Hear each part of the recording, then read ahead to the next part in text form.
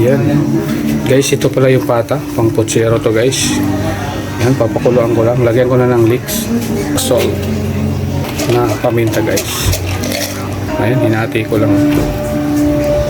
Guys, ito pala yung gulay ng aking pochero. Yan, pork pata pala yung guys yung gagamitin ko. Sana guys, hindi ko na piprituin. Tapos nagad na rin ako dito ng yan, sweet tomato. Potato pala guys, sorry. Yan yung gulay lang guys.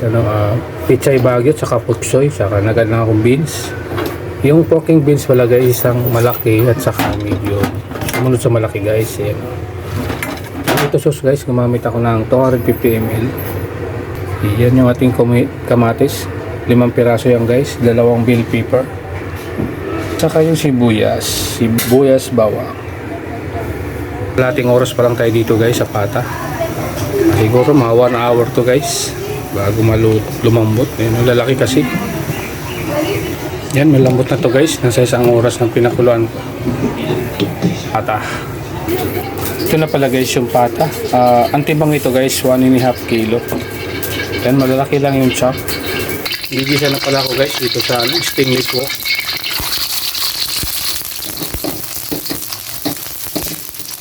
I-mix ko pala dito yung ating kamatis.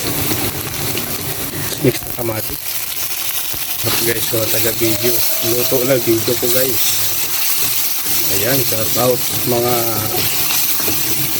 nakasupport sa aking live. Ito na guys yung pata.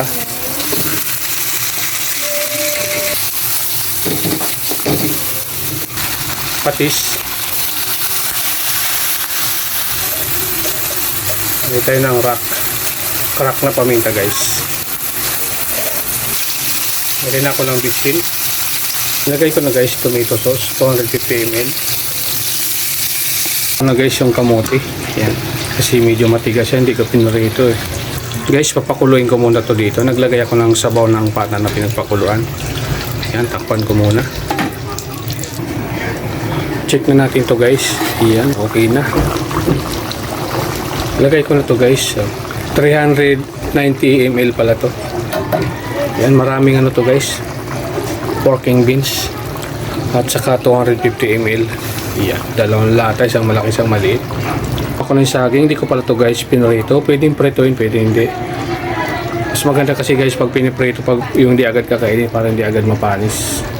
Mamaya guys, kakainin din naman to agad. Tapos na ng sauce guys. Ating pork pata pochero natin guys. Ayan, sana kung nagustuhan ito at napanood nyo guys, paki-follow at paki-like and share naman to guys. Pala ako ng sukal, mga 2 scoop para manamis-namis siya. Ating asin. Ayan, kasi medyo matabang. Titikman ko na lang ulit mamaya guys. Lagyan natin yung gulay, potsoy, pichay bagyo. Ayan o. Mas masarap dito guys kung merong asparagus o bagyo beans na lang muna tayo. Yung bell pepper.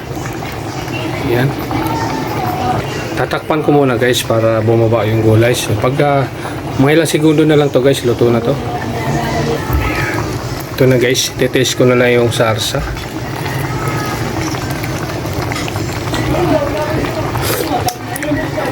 Yun, goods na yung sauce natin guys. Manamis-namis yan na may konting alat. Yun guys, hanggang dito na lang muna to guys yung aking video dito sa pork pata pochero natin guys. Ayan o, lambot na guys. Ayan o, nagsishake na yung taba sa kalaman. Makalas na sa buto. Ayan, hanggang dito na muna to guys. Ayan, shout out sa mga panood dito ng aking video guys.